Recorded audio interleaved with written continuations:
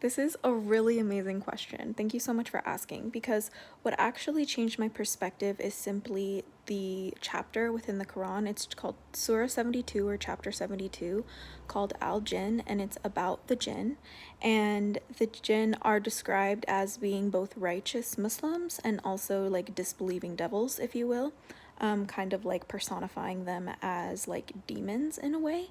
And the Jinn are described as beings made of smokeless fire, and this is kind of what made me understand, you know, any sort of spiritual entity as like a being of light. It looks like a being of light because as Muslim, I believe that these spirits are Jinn and that they are made of smokeless fire.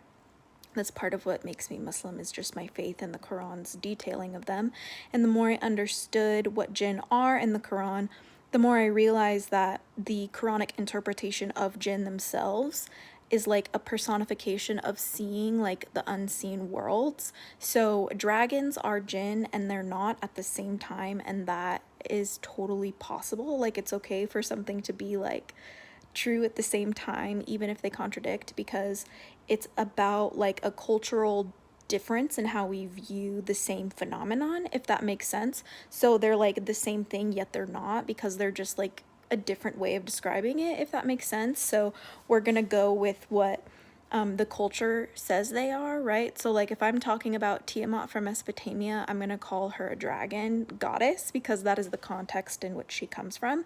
But in terms of like the dragon guardians that I work with on a regular basis, those ones are going to be interpreted more through the lens of Jinn, as in like a Muslim witch is like the best way I can describe it. So they tell me that they're shapeshifters and I see them shapeshift all the time. So I genuinely don't really know the dragon's true form, and I think that's something that I wish I saw more people talking about, is that when you work with dragons in a spiritual sense, they're going to change with you, they're going to shapeshift, and we genuinely might never really ever know what they look like truly.